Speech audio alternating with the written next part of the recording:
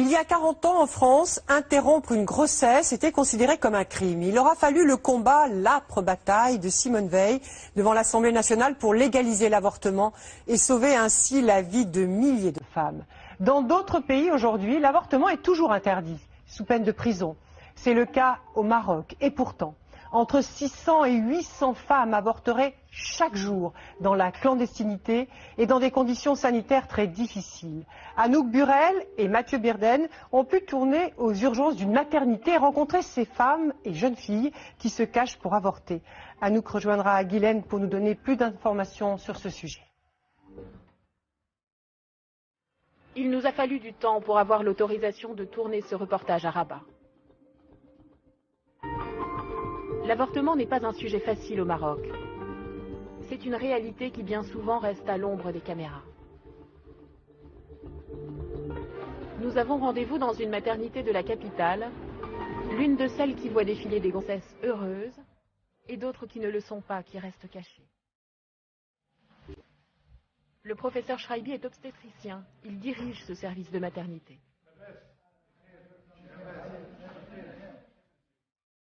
Ce matin, il est inquiet. Une femme est arrivée la veille avec une hémorragie importante. Elle a failli mourir. Il soupçonne que ce ne soit pas un accident, mais qu'elle ait provoqué son avortement. Bonjour, ça va? Tu vas mieux? Ça va. Dis-moi, tu le voulais cet enfant? Non, je ne le voulais pas. Mais je l'ai laissé entre les mains de Dieu. Je n'ai pas avorté. J'ai peur de Dieu. Si je le faisais, j'irais en enfer. On n'avoue jamais. Pourquoi elle n'avoue jamais? Elle n'avoue jamais justement parce qu'elle a peur de se faire dénoncer et quand elles sont dénoncées, elles sont condamnables. Parce qu'une femme qui se fait avorter est condamnable. Comment savoir? Peut-être que cette femme dit la vérité. Dans une chambre à côté, une jeune fille le préoccupe aussi. Elle s'appelle Rita, elle a 18 ans. Elle vient d'accoucher en secret d'un enfant dont elle ne voulait pas. Qu'est-ce qui t'est arrivé? J'avais un copain. Oui. Il m'a promis le mariage. Le mariage? Je suis tombée enceinte. Oui. Et il m'a quittée. Tu as essayé d'avorter? J'ai trouvé personne pour m'aider. Ta mère est au courant? Non, Et ta sœur? personne n'est au courant. Pas de mari, pas d'argent, elle ne voulait pas de cet enfant. Le professeur interdit aux infirmières de la laisser sortir avec le bébé. On ne sait pas du tout où va partir cet enfant. Qu'est-ce qu'elle va en faire de cet enfant? Il n'y a aucune traçabilité. Et c'est ça qui est dangereux. Quelques heures plus tard, il passe vérifier qu'elle est toujours là. Docteur Chehani, elle dit que la mère célibataire de l'I 18, qu'est-ce qu'ils en ont fait?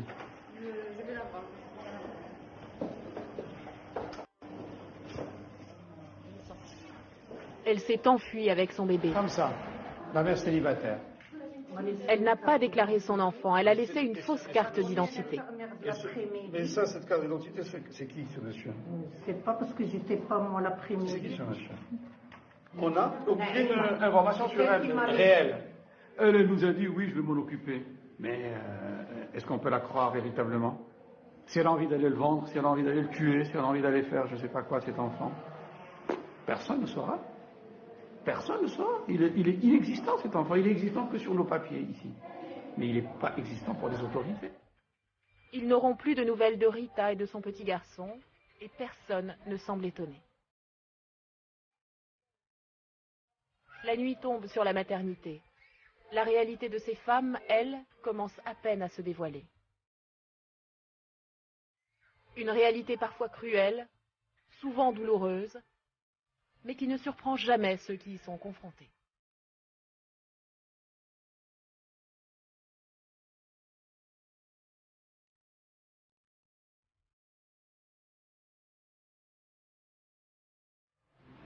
Un enfant est né dans la nuit, mais personne ne s'en réjouit.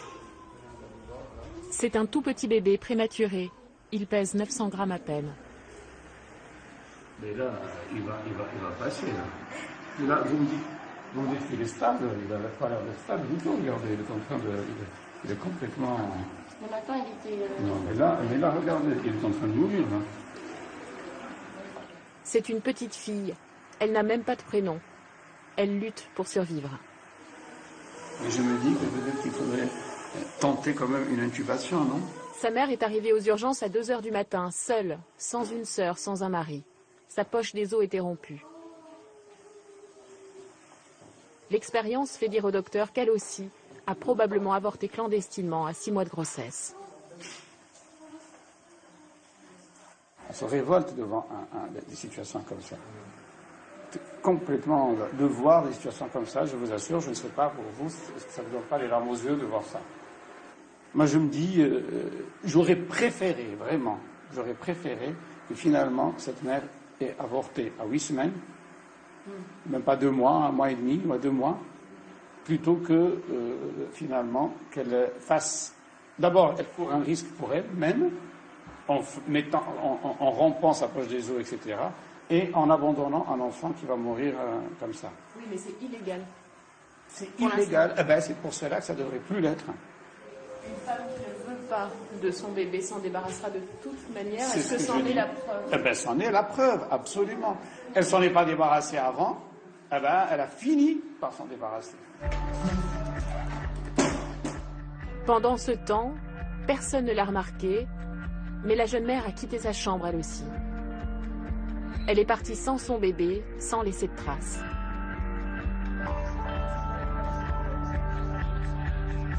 Cette nuit-là, nous l'avons repérée à la sortie de l'hôpital.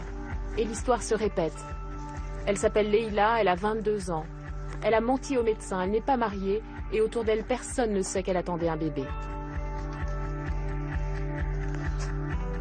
Elle accepte de nous parler brièvement dans notre voiture, à l'abri des regards. Je te dis franchement, je suis partie parce que j'ai peur. Ma mère me cherche partout. Elle n'arrête pas de m'appeler au téléphone. Elle dit à tout le monde, elle va bientôt rentrer. Ne vous inquiétez pas. Elle m'a dit, mais tu es où? Tu es où? Ma famille ne sait rien. Je ne veux pas qu'ils l'apprennent. Surtout pas mes frères. Je ne veux pas créer de problème à la maison. Il faut que je rentre immédiatement. Elle ne dit pas qu'elle a avorté. Elle dit que c'est un accident. Mais bien sûr, elle ne désirait pas cet enfant. À l'hôpital, ils t'ont dit que ta petite fille était vivante? Oui, ça m'a bouleversée. Je me sens complètement perdue dans ma tête. Maintenant, je prie pour que Dieu l'emporte avec lui. Moi, tant que je vis avec ma famille, je ne peux pas la garder, même si je le voulais.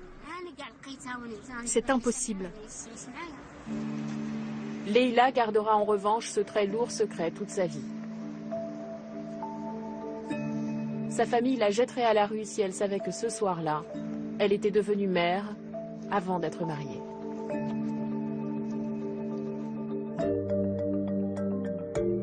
Rabat, capitale du Maroc, capitale des non-dits aussi. Il y aurait 600 à 800 avortements clandestins par jour dans le pays, alors que l'avortement est interdit. Cela fait plus de 250 000 femmes concernées chaque année. Elles encourent toute une peine de prison. Les médecins qui pratiquent l'avortement, eux, risquent jusqu'à 10 ans de réclusion. Pourtant, ce n'est pas très compliqué de trouver un médecin pour avorter. Dans un cabinet médical, je prétends venir me renseigner pour une amie. La secrétaire n'a pas l'air surprise. Elle est enceinte de combien? 7 semaines, même pas. Je peux rien vous dire. Il faut qu'elle vienne faire une échographie et on verra. Je ne peux pas te parler, dis-lui de venir. Dans la salle d'attente, une femme a entendu notre conversation. 7 semaines, c'est bon, pas de problème. Elle sentira rien. Ils te font une injection et quand tu te lèves, t'as un peu mal, c'est tout. Ici, à droite sur l'écran, une autre demande pourquoi elle ne peut pas avorter. 12 semaines, non. Le médecin ne le fait pas. C'est les 6 premières semaines seulement. Vous voyez ici, c'est écrit. 6 semaines, 4 semaines, 6 semaines. La secrétaire me laisse un numéro de téléphone pour prendre rendez-vous.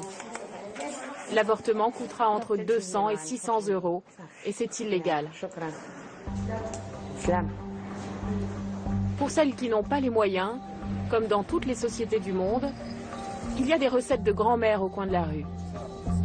J'ai rendez-vous au souk de Casablanca avec une gynécologue qui m'accompagne incognito. Ici, il y a un mot particulier pour parler de ces remèdes. Le relay, que l'on pourrait traduire par la tisane abortive. Le vendeur, il est là-bas. Certains herboristes savent le préparer. Vous avez du relay? Oui, j'en ai. Je vais faire ça discrètement.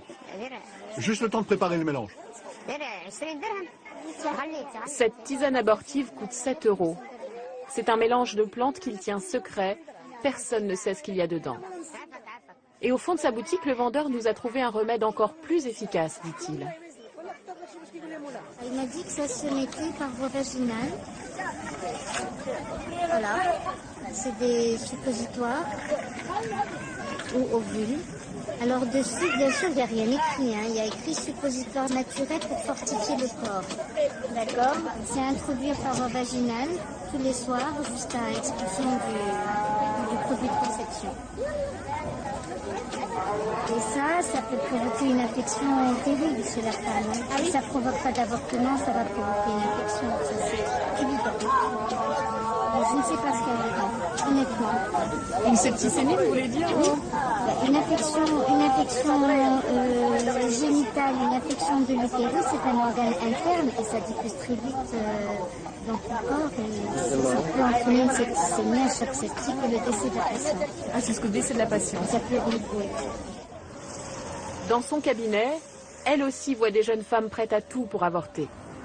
Elle refuse ses demandes, mais une histoire en particulier lui a posé un problème de conscience professionnelle, dit-elle. Le père est venu m'amener sa fille qui n'a pas parlé, qui n'a pas ouvert la bouche. La fille s'était faite violer et s'était retrouvée enceinte et il voulait laver l'honneur de sa famille. Voilà. C'est-à-dire, il m'a dit, il faut qu'elle enlève ça parce que sinon, je vais la tuer. Et ça vous a posé un problème de conscience? Ça m'a posé un problème de conscience parce que j'ai vu la détresse de ce monsieur qui était... j'ai senti dans son regard, j'ai senti dans sa façon de me parler qu'il était prêt à tuer sa fille. Pourquoi? Parce que il m'a dit, il n'est pas question que ma fille soit enceinte et qu'elle ait un enfant illégitime. C'était la honte, quoi. Ah, c'est la honte.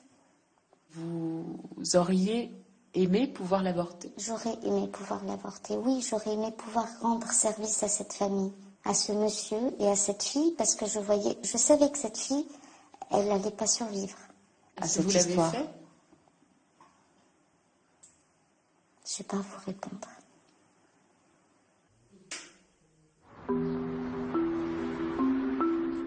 Nombreuses sont celles qui font un long chemin jusqu'aux grandes villes pour tenter d'avorter. Madame Aïcha habite loin de Rabat. Cette fois, elle a fait le voyage pour parler de son avortement clandestin au professeur Shraibi, pour témoigner. Mariée, déjà mère de 3 enfants, elle attendait avec joie le petit dernier lorsqu'elle a appris à 12 semaines de grossesse qu'il avait de très lourdes malformations génétiques. Il avait seulement 2 chances sur 10 de vivre. Les médecins en sont conscients, mais la loi leur interdit d'interrompre cette grossesse. Pourquoi on est aujourd'hui capable de faire des diagnostics à 12 semaines et qu'on ne puisse pas proposer des solutions adéquates? Ce qui m'a choqué, c'est qu'on m'a dit, vous avez telle chose, et telle chose, et telle chose, mais on est désolé, on ne peut rien faire pour vous. Qui peut m'aider?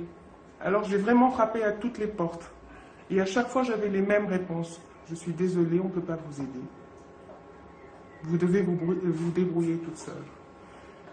À quoi ça sert si finalement on fait le diagnostic et qu'on ne puisse pas, qu'on ait les mains liées pour aller enlever? Eh bien, elle risque d'aller faire un avortement dans de très mauvaises conditions et nous arriver dans une situation dramatique. Madame Aïcha est une femme discrète, très pieuse. Avorter, illégalement de surcroît, est un choix qui a été très douloureux pour elle. Son mari la soutient, mais le reste de sa famille lui en veut terriblement. C'est vraiment la décision la plus difficile que j'ai eu à prendre, oui. De toute votre vie? Oui, parce qu'elle remet en compte plusieurs choses. Elle remet en compte certaines de mes valeurs. Et ça demande beaucoup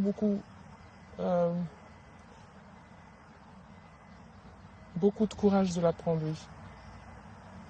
Est-ce que vous comprenez pourquoi le Maroc interdit l'avortement? Franchement, au jour d'aujourd'hui, je ne comprends pas pourquoi il l'interdit. Il y a beaucoup trop de souffrance déjà. Pourquoi en rajouter?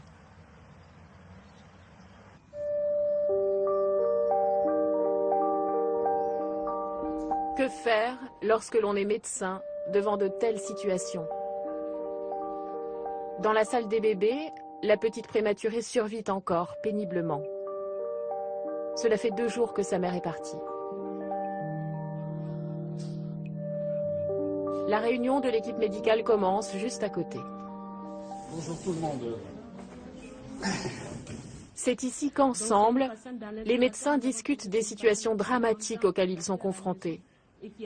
Des malformations graves, comme c'est le cas pour Madame Aïcha, mais aussi de très jeunes filles violées ou victimes d'inceste et qui menacent de se suicider. Faut-il parfois les avorter?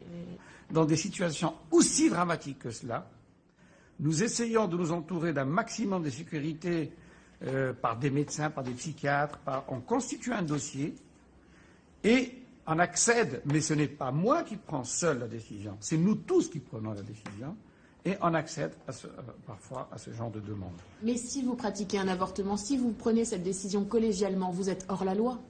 Mais nous avons une conscience, et nous sommes des médecins d'abord. Vous prenez le risque. On peut prendre effectivement le risque, mais nous savons que nous le faisons à bon escient, que nous le faisons pour cette patiente, que nous le faisons dans aucun intérêt. Nous ne nous faisons pas payer et on le fait dans un cadre médical, dans un hôpital public. Et on sait qu'on a rendu un service énorme à cette femme et à cette famille et à ce couple qui est en détresse. Cela fait plus de 10 ans que le professeur Schreiber réfléchit à la question de l'avortement. Il rencontre régulièrement les personnalités politiques et religieuses du Maroc. Selon lui, le Coran n'interdit pas l'avortement. Il y a des pays qui sont des pays véritablement islamistes, comme l'Iran ou l'Arabie Saoudite, et ils ont, et beaucoup d'autres pays, maintenant on est à 8 ou 10 pays musulmans, qui ont légalisé dans un certain nombre de situations. Et ça n'a pas posé de problème. Ce matin, il a rendez-vous avec le directeur de Dar El Hadith, l'Institut des hautes études islamiques. C'est ici que sont formés les oulémas, les théologiens du Maroc. L'homme qui le reçoit est un érudit très respecté dans le pays.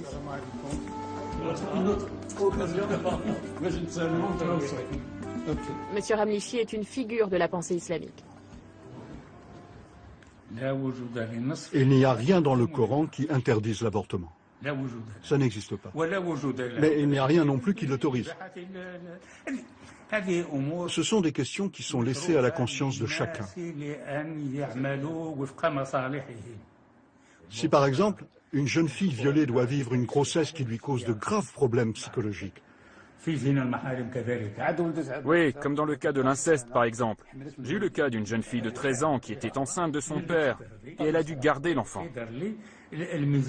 C'est pour cela que je pense qu'il faudrait trouver un juste équilibre, examiner au cas par cas.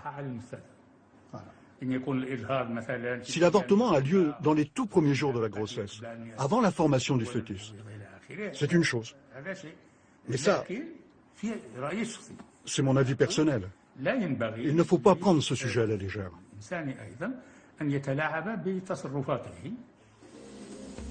Le scientifique et le religieux discuteront encore longtemps de ce sujet. Mais la loi marocaine, elle, ne laisse aucune place au doute. Nous partons à Meknes, à 1h30 de Rabat. Dans cette ville siège un juge, connu pour être intransigeant au sujet de l'avortement clandestin. C'est le juge Marafi, il a 30 ans. Récemment, il a condamné un gynécologue à 10 ans de réclusion, incarcéré ses patientes et toute son équipe médicale pour complicité d'avortement. C'est la plus lourde peine prononcée à ce jour au Maroc. Il nous confie qu'à titre personnel, il comprend les drames traversés par certaines femmes dans des cas extrêmes. Mais pour l'heure, il doit appliquer la loi. Pour tout Marocain et tout musulman, la loi dit qu'il est interdit de tuer une âme. Car si l'on s'en tient aux paroles de Dieu, il est écrit que celui qui tue une âme s'en prend à l'humanité tout entière. Mais vous savez, les gynécologues qui pratiquent ces avortements gagnent des sommes astronomiques. Ils n'ont aucune considération pour la vie du fœtus et des enfants. Ils se moquent de la religion et de la morale. Je suis convaincu que leur seule et unique motivation, c'est l'argent.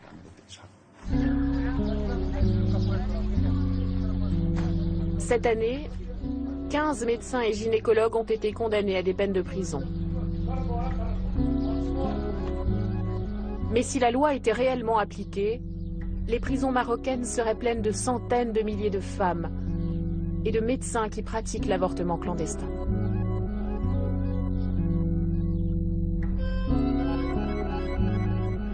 C'est le 3e jour de survie pour la petite prématurée. Elle est en détresse respiratoire, mais la maternité n'est pas équipée pour l'aider. Le professeur Shraibi essaye de lui trouver une place dans un hôpital adapté. C'est la chef de service de néonatologie au téléphone.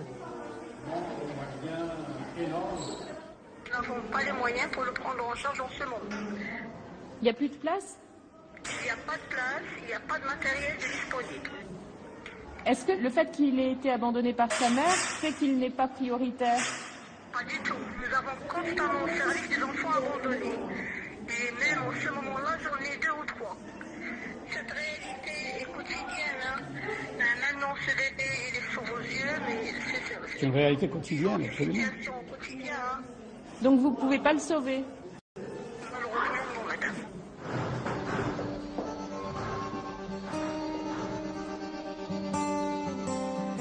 Ils ne sont pas nombreux, les enfants nés hors mariage qui vivent encore avec leur mère. Celles qui n'avortent pas abandonnent souvent leur bébé à la naissance, dans la rue ou dans des poubelles. Celles qui le gardent doivent avoir le courage d'affronter la société tout entière. Elle s'appelle Aya, elle a 24 ans. Elle vit seule avec sa fille dans une chambre de 3 mètres carrés. Avec un trou dans la pierre en guise de fenêtre, en guise d'horizon, peut-être. Aya a été violée. Et pourtant, elle n'a pas pu se séparer de son bébé. Au début, j'ai tout essayé pour avorter. Mais il faut dire que je ne sentais pas encore bouger ma fille. C'était pas vraiment concret. À 5 mois, quand je l'ai senti me donner des coups, c'était plus pareil. J'ai vraiment regretté tout ce que j'avais fait. J'ai fini par m'attacher à elle. Lorsqu'elle est née, mon père m'a dit « Maintenant, il faut que tu l'abandonnes ». Je lui ai dit « Non, je ne l'abandonnerai pas, je ne peux pas ». Il m'a dit « Je t'ai bien élevée, jamais j'aurais pu imaginer que tu puisses me faire ça. Tu n'as manqué de rien, je t'ai tout donné. Tu décides de me faire du mal? Je ne mérite pas ça. »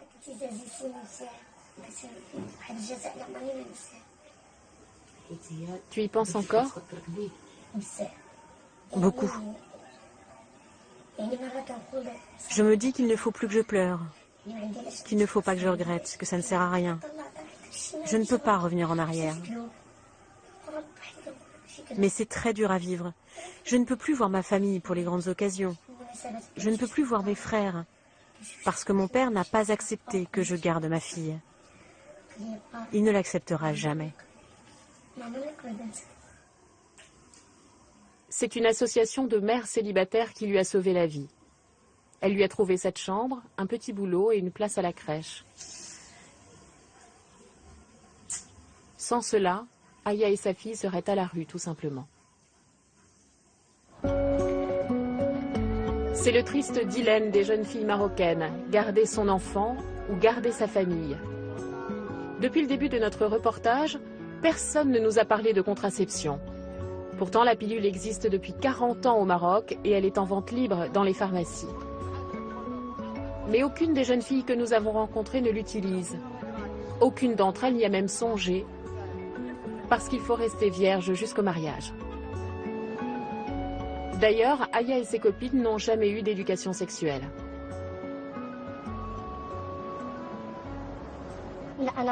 Moi, j'ai jamais pris la pilule. J'ai vu des femmes qui la prenaient, mais je ne sais même pas comment ça marche. Est-ce qu'on t'en a parlé à l'école? Non, non, j'en voyais à la maison, c'est tout. T'en as jamais parlé à ta mère ou à des femmes de ta famille? Non, on n'en a jamais parlé. Il y a beaucoup de gêne chez nous, et la sexualité est taboue. De toute façon, lorsqu'une jeune fille n'est pas mariée, personne n'imagine qu'elle puisse aller avec un garçon et faire des bêtises. Ma mère savait très bien que je ne ferais rien de mal avant le mariage. Donc c'était totalement inutile de m'en parler. Ce ne sont que les femmes mariées qui prennent la pilule. Tu sais, il y a un proverbe qui dit « Même l'arbre le plus robuste peut être secoué par le vent ». Moi, je conseille aux jeunes filles d'être prudentes et de prendre toutes leurs précautions. Ces jeunes mères, rejetées par la société, ne sont pas des rebelles pour autant. Elles rêvent encore de trouver un mari, de fonder une famille.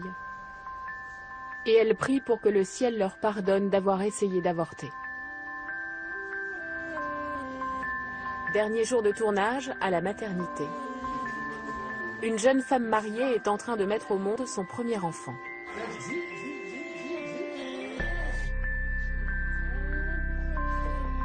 Une petite fille, sous le regard attendri du professeur Schreiby. Comment elle s'appelle cette petite fille? Wiam. Ça veut dire quelque chose? Qui peut traduire? Un petit peu la joie, non? La joie? Oui, c'est l'amour, la joie, la gaieté, tout le bonheur, tout ce que vous voulez. Et c'est un nom relativement rare.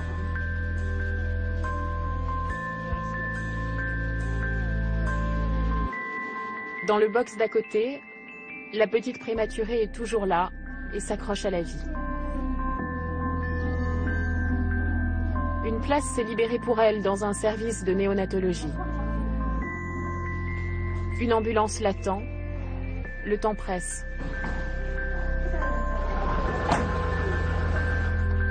Mais au bout de ce long chemin, finalement, les prières de sa jeune mère vont être exaucées. Quelques jours plus tard, la petite a fini par s'éteindre sans faire de bruit, comme si elle n'avait jamais existé.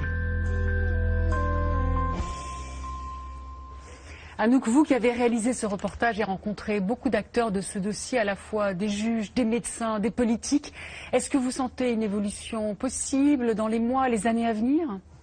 Il n'y a pas vraiment de signe pour le moment, même si les droits des femmes ont beaucoup évolué depuis l'arrivée de Mohamed VI au pouvoir, et même si les grandes figures de défense des droits des femmes, comme peut l'être le professeur Schreiby sur ce dossier, aussi Madame Aïcha Chena qui défend les mères célibataires au Maroc, ces grandes figures défendent les femmes, font entendre leur voix et sont entendues par la société marocaine. Si une loi devait passer au Maroc, je pense qu'elle passerait pour des cas extrêmes dont on a parlé dans le reportage, pour des viols, des incestes, des malformations. Il faut bien comprendre qu'au Maroc, la revendication du droit à l'avortement ne repose pas sur une revendication féministe du type mon corps m'appartient, je fais un enfant quand je veux. C'est pas du tout l'ambiance au Maroc. Même les grands défenseurs des femmes, où j'ai rencontré par exemple une ancienne ministre de la famille, Nouza Scali, qui est très progressiste. Elle se prononce pour un avortement dans des cas extrêmes et en dernier recours. Il y avait eu l'histoire d'une ONG néerlandaise qui avait voulu faire venir un navire avec des médecins pour permettre aux jeunes marocaines et aux femmes marocaines d'avorter avec des médecins au Maroc. Et ça avait été un fiasco. Il y avait une manifestation sur le mode mon corps m'appartient, une manifestation très féministe à Rabat qui avait réuni seulement 10 personnes au Maroc. Donc les femmes et les jeunes femmes qui se battent pour l'avortement et que j'ai rencontrées ne veulent pas révolutionner la société. Elles veulent rester avec les normes culturelles de leur société et leur base fondamentale, c'est de fonder une famille et d'avoir des enfants. Alors le seul pays du Maghreb où l'avortement est autorisé, c'est la Tunisie. C'est une loi qui date de 1973, avant le vote de la veille en France. Alors pourquoi la Tunisie est un pays précurseur dans le domaine? La Tunisie, c'est un exemple très intéressant parce qu'effectivement, c'est le seul pays du Maghreb et un des seuls pays musulmans à autoriser l'avortement sans condition, gratuitement et pour jusqu'à 3 mois de grossesse. C'est extrêmement rare et c'est intéressant, effectivement, comme vous l'avez dit, parce que ça a été voté en 1973 sous Bourguiba, avant la loi Veil en France. Et les premiers textes qui parlaient de l'avortement en Tunisie sont datés de 1965. Ils concernaient l'avortement des mères qui avaient déjà 5 enfants. Mais c'est un pays précurseur et c'est un pays musulman. Bien sûr, cette loi et ses droits ont été menacés récemment par certains députés du parti Ennahda, le parti islamiste en Tunisie, mais ces textes et ces droits ont résisté. Les droits des femmes sont toujours fragiles, notamment lorsqu'il s'agit du corps des femmes, et on sait à quel point le corps, la virginité avant le mariage sont encore des valeurs fondamentales dans ces pays. Merci Anouk, merci pour ces informations. C'est l'heure maintenant de refermer ce magazine. Merci d'être resté à notre compagnie. Vous connaissez notre adresse, france2.fr. Vous pouvez rester en contact avec nous, nous faire partager vos commentaires et revoir les reportages de ce soir. Nos prochains rendez-vous sont samedi et jeudi prochain, Françoise. Oui, n'oubliez pas, votre rendez-vous du samedi 14h, Mon Envoyé spécial. C'est vous qui en êtes les rédacteurs en chef. Vous pouvez choisir un reportage que vous souhaitez voir, revoir et poser des questions grâce aux réseaux sociaux. Avec Guylaine, nous y répondrons. Et puis rendez-vous jeudi prochain pour la dernière émission de la saison. Merci pour votre fidélité. Belle soirée sur notre chaîne. Tout de suite, c'est Complément d'enquête. C'est à vous, Nicolas Poincaré.